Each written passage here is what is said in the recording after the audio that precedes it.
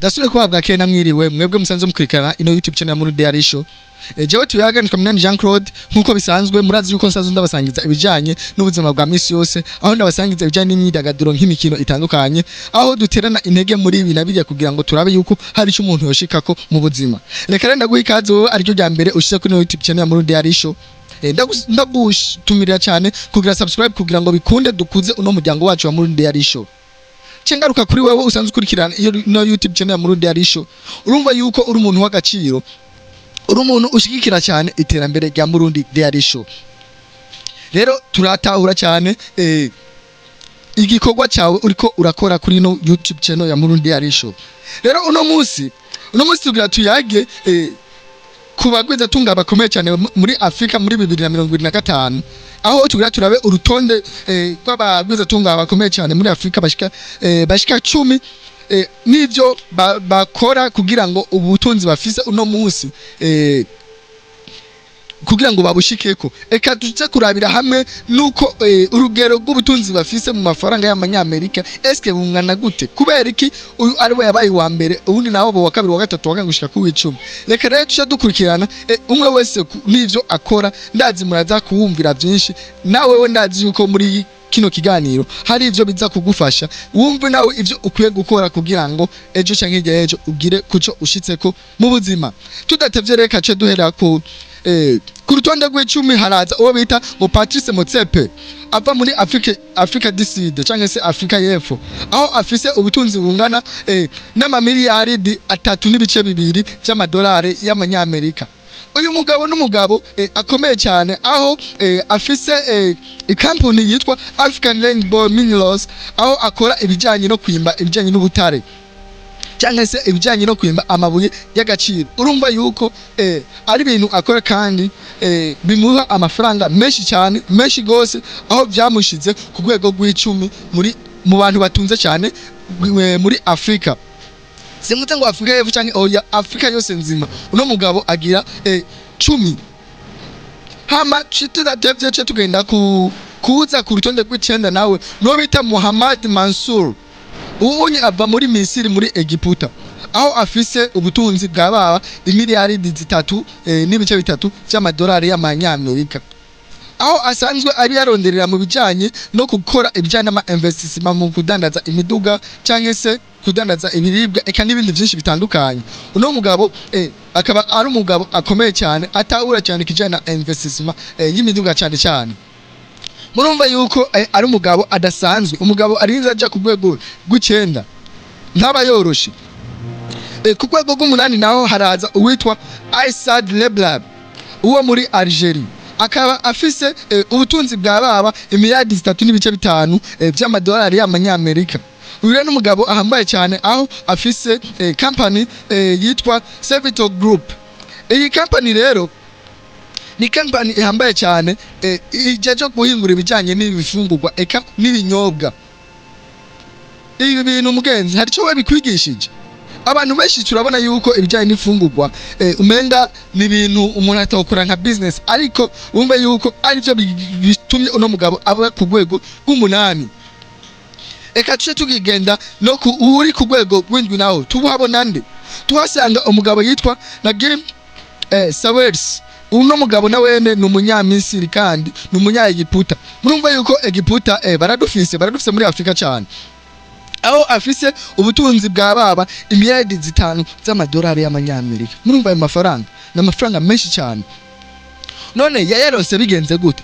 Wewe yashoboye gukora ico twita investissement mu bijanye no tumatumana ko canke se ya internet aho afise n'inganda zitandukanye akaba yarashoboye gushiramwo amafaranga muri company yitwa Orascom Telecom. Urumva yuko ari bijanye n'itumatumanaho canke se ibijanye n'amarezo. Ibi bintu murumva yuko ari ibintu bikomeye gose. Hama ku mwanya ugira 6 naho turasanga umugabo yitwa Abdul Samad Laben. Uyu mugabo n'umunyanigeria.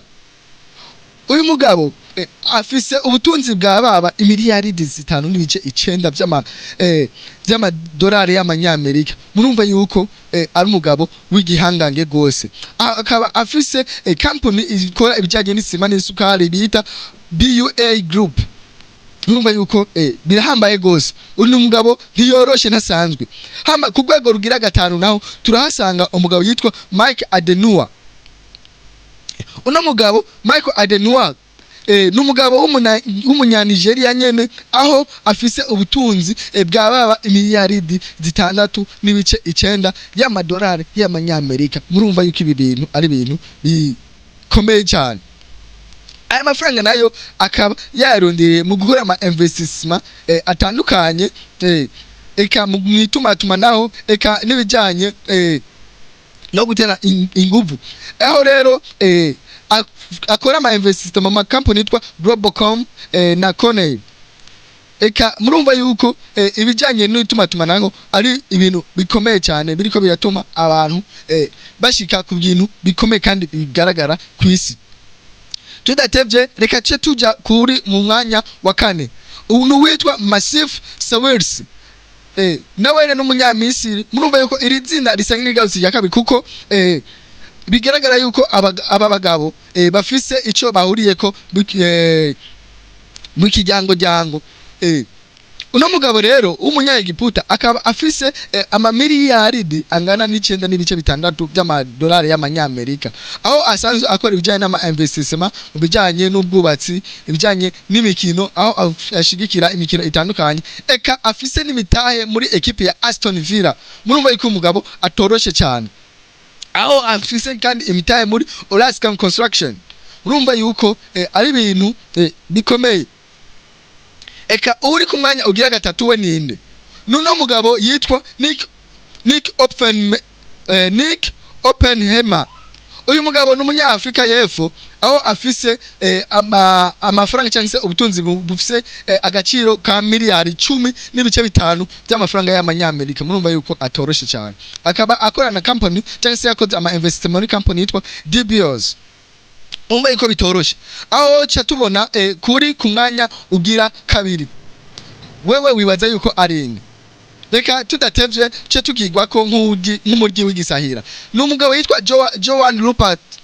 Uno mugabo n'umugabo akomoka mu gihugu ca Afrika y'Epfo aho afise ubutunzi bwa baba miliyaridi 15.2 by'amafaranga y'amanyamerika. Akaba ayoboye company yitwa Richmond. Aho iyo company isanzwe ikora ibikoresho bijanye n'ubutunzi nka culture. Murumva yuko bikomeye gose. Rero tudatevye reka tuce turaba uri ku kibanza ca mbere. Wowe ubwa wibaza yuko yo barinde ayoboye muri uno mwaka wa 2025. Imbere yuko tumuvuga ndakubitabwira subscribe kuri YouTube channel ugire like eka wongere ugire comment bivanye n'ivyo wifuza ko tuzokora ubukurikira kugira ngo ce turabira hamwe umugabo wa mbere akomeye cyane cyangwa se umugwiza tunga wa mbere muri Afrika muri uno mwaka wa 2025 ninde. Eka wongere uza gusangiza abandi kino kiganiye kugira ngo nabo bamenye ivyo nawe wamenye uno munsi kuko ndakubwiza ukuri nta bintu na bimwe wowe mu buzima uzokora utirefera ku bandi. Biragoye cyane kuzokora ikintu utirefera ku bandi. Rero reka umuntu wene uwo mugenzi wawe agire amahirwe yo kugira umumenta cyangwa se umu idol wiwe ashobora kurabirako ashobora kwisunga mu bijanye n'iterambere giwe. Ni nayo mpamvu yatumye ashobora kuzana runo rutonde rw'abantu 10 kugira ngo umwe wese agende yironderere maze arabe umushika ku nyota maze amubere ikigwa amubere icitegererezo. Reka tudatevye tuce turaba uri ku kibanza ca mbere muri uno mwaka ni umugabo akomeye cyane benshi dusanzwe tumuzi aho yitwa Aliko Dangote n'umunyanigeria aho asanzwe afise ubutunzi bwa baba imiliyaridi 23.9 y'amadolari y'amanyamerika. Uyu mugabo arahambaye cyane ugiye kuraba no ku rwego rw'isi araza mu bagwiza tunga bashika 100 bakomeye cyane mu isi. Murumva yuko no mugabo ntasanzwe cyane. Wanashaka twashobora kuzokora ikiganiro kuri we amateka yiwe n'ukuntu byagenze byose ashike kuri no ntambwe uno munsi tumubonako. None uno munsi ibintu bituma ashika kuri no ntambwe nibiki afise ubwo butunzi biciye mu ngana zitandukanye aho afise amahinguriro asanzwe akora ibijanye n'isima amasukari eka amafu n'ibindi ariko ivyo byose bikaba biri mu cyo twokwita Dangote Group. Bivuze ko ino Dangote Group urumva ko ari izina ryiwe, ariko akaba afise ama companies menshi akorana maze ashoboye gushiramo imitahe itandukanye, aho yose hamwe yayishize hamwe ayita Dangote Group. Iyo umuntu rero amaze kugira ikintu kikitirirwa izina ryiwe maze akagehereza kuti ni group ya naka, mumva yuko abo mugabo ntaba yoroshe. Ure niwo mugabo wa mbere muri Afrika nzima muri no mwaka 2025 atunze cyane gusumba abandi bose, nkuko tubishikirizwa n'ibinyamakuru bikomeye cyane byo muri Amerika vya Forbes. Reka renda bashimire mwe mwese mwabanye nanje mu gukurikirana kino kiyago. Ndazi yuko hari byinshi umenye utaruzi, nkuko nawe bamereye cyangwa se nawe babwiye. Nabwiye ko ino YouTube channel muri Daily Show dukurikirana ibijanye n'ubuzima butandukanye, eka dukurikirana byinshi cyane tushobora kuba two kwibaza, ariko byose bituganisha hehe kwiterambere. Ni gute je no shika kuri ibi nabiriya, ni gute je no kora ibi, ni gute no gira ibi nimi. Ivyo byose ni ibintu dukurikirana biciye muri ino YouTube channel ya Murundi Daily Show. Reka renda bashimire gose mwe mwabanye nanje muri kano murumva yuko muri abantu bagaciro. Reka rero dusubire mu video ikurikira aho tugiye kuraba ibindi bitandukanye bishobora kudushikana kwiterambere. Murakoze cyane.